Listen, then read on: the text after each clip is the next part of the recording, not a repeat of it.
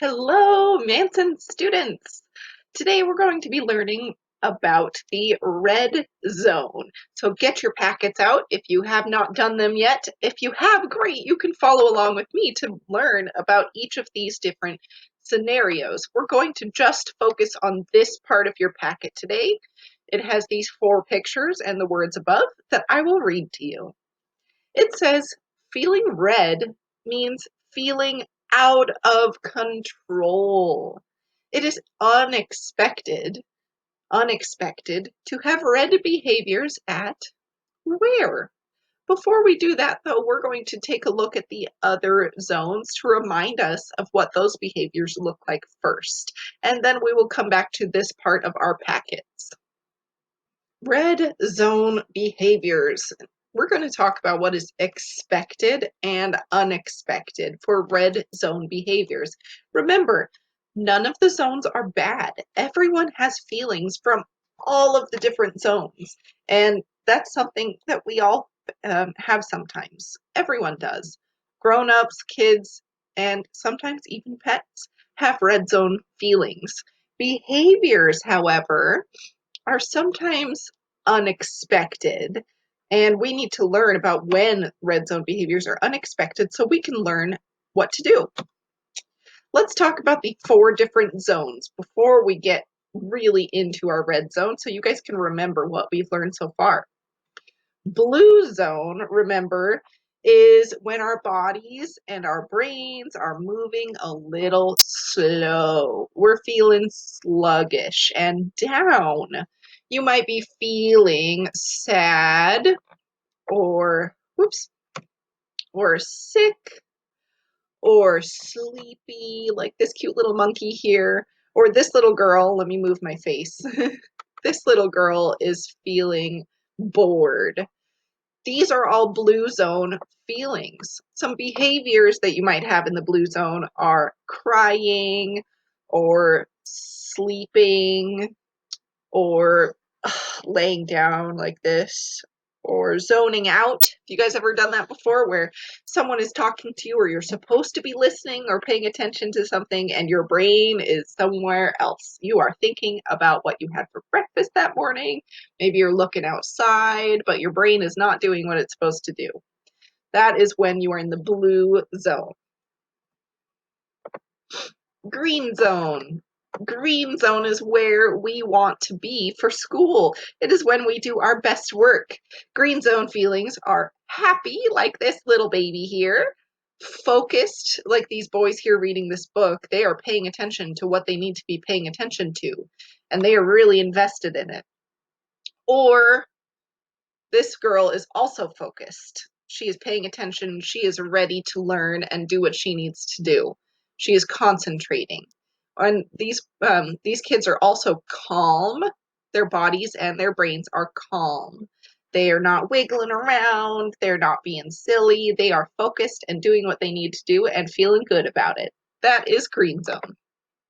Yellow zone that we just learned about is when our energy is starting to speed up a little bit. Remember, blue zone, we had really low, slow energy. Green zone, we were just right. Yellow zone, we're getting a little fast. Our brains are speeding up, our bodies are getting a little wiggly, and we might be feeling silly, like this girl with the banana on her head. Some kids in the yellow zone feel anxious or scared. Oh, she's nervous, and her body might be tensed up, not lazy and slow, but like tight.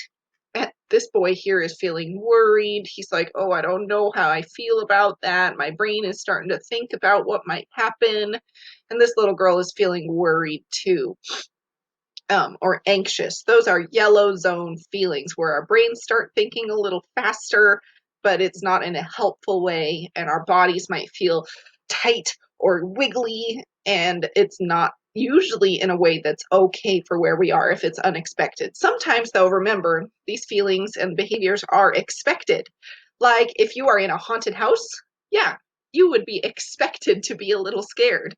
If you're at a birthday party, it's expected to be a little silly, and that's great. If you're in school, though, might be unexpected, right? So next we're learning about the red zone.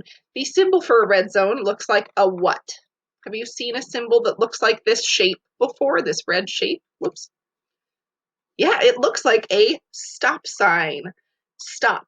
Because when we are in the red zone, we need to tell our brains and our bodies to stop, to slow down, because our energy and our thinking, our brains and our bodies are going too fast, too much.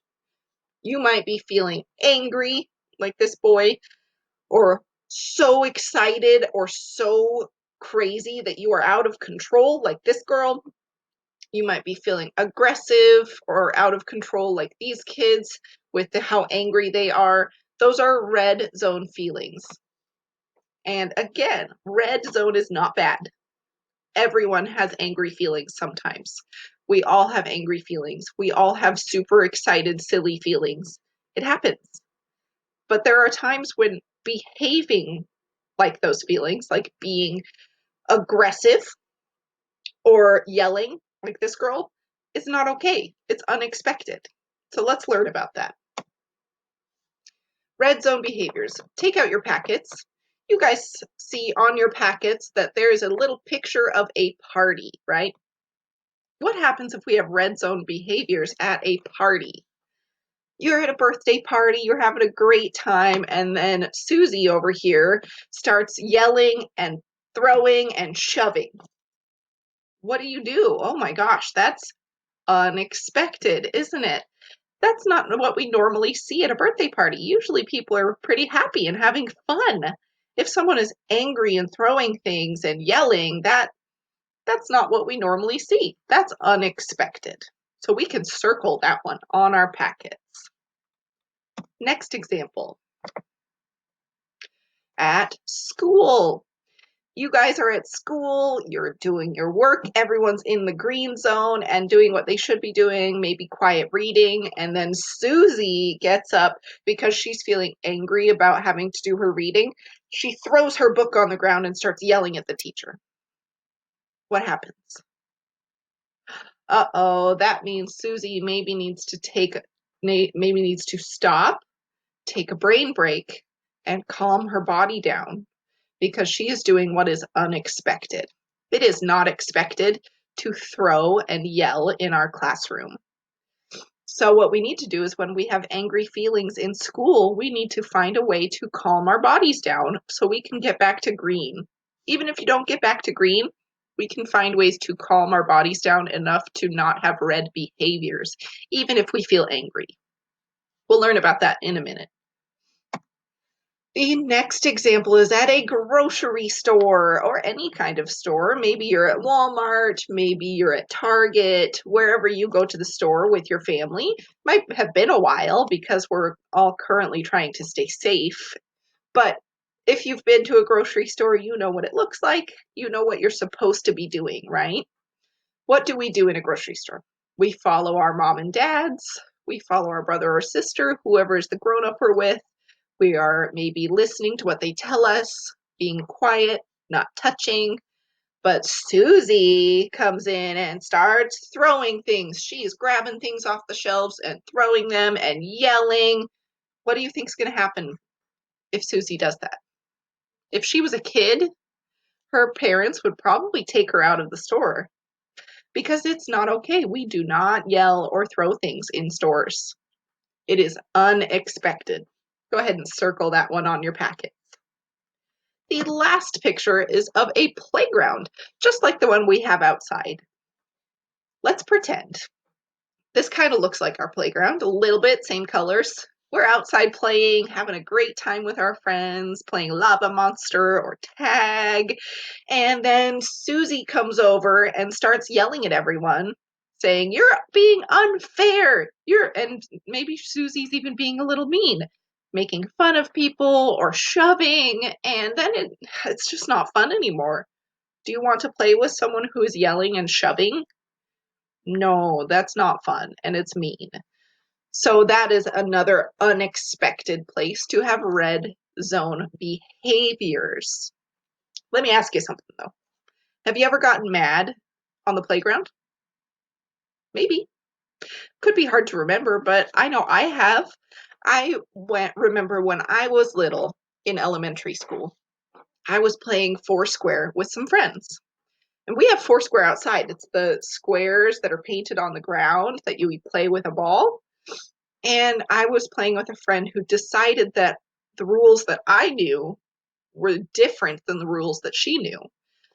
So she said we had to play by her rules.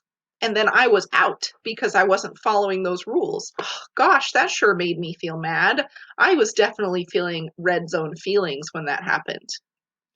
But I decided to go calm down my red zone feelings by choosing to go to a different game instead of having red zone behaviors. Susie, though, decided in this situation that when she was mad, she was going to have red zone behaviors and throw things. She threw the ball out of the Foursquare, stomped and yelled, and said mean things to her friends. Well, that's pretty unexpected, isn't it? That's not very fun for the rest of us. So go ahead and circle the playground example. The next part of our packet that we're going to look at, we're going to skip over the ones with the hearts. So the pieces here that talk about the thoughts and feelings, those pages, you can do those with a grown-up at home or your teacher. We're going to skip over them today in this video, though, and move on to the part that says circle the things that make you feel out of control. So now that we know what red zone feelings and behaviors are like, I want you to think about when you have felt those things before. Like I said, everyone has them. It's not a bad thing. What we need to know is what makes us feel those things. Let's go through them. The first one says, my siblings and I fight. My siblings and I fight. Oh, do you and your brother or sister ever fight sometimes? If that makes you feel angry, like you're in the red zone, go ahead and circle this picture. Next is missing my favorite TV show. Oh no, missing your favorite TV show, like your family watched it without you and says, oh, sorry, we don't get to watch it again.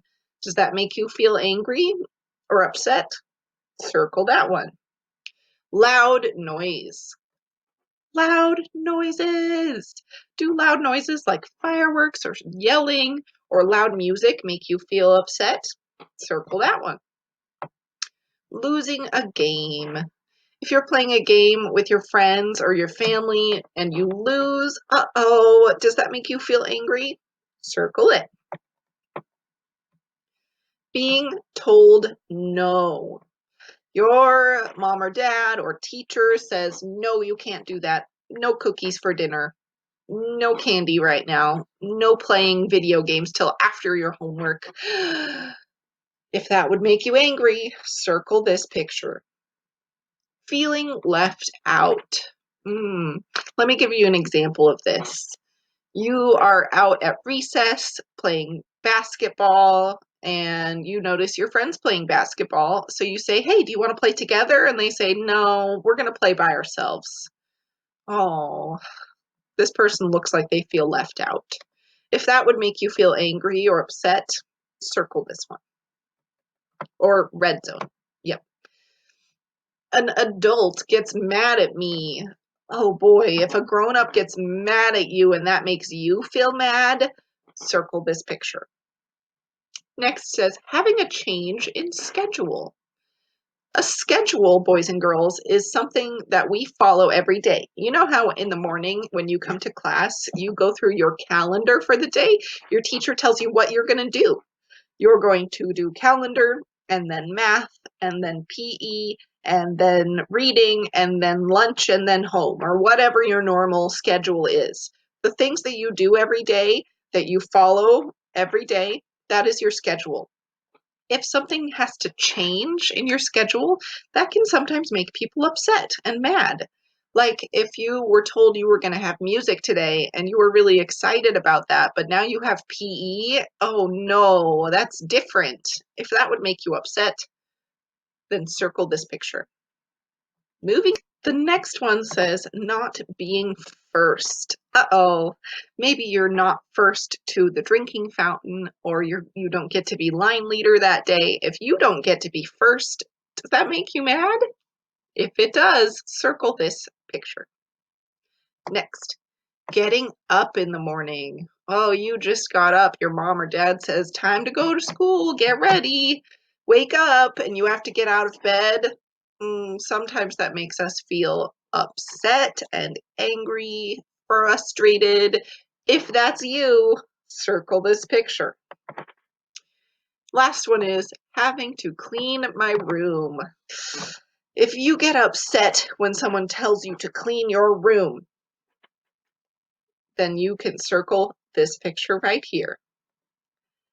When you're done with those and circling the ones that make you feel like you're in the red zone, then we're going to move down to the pictures of the eyes.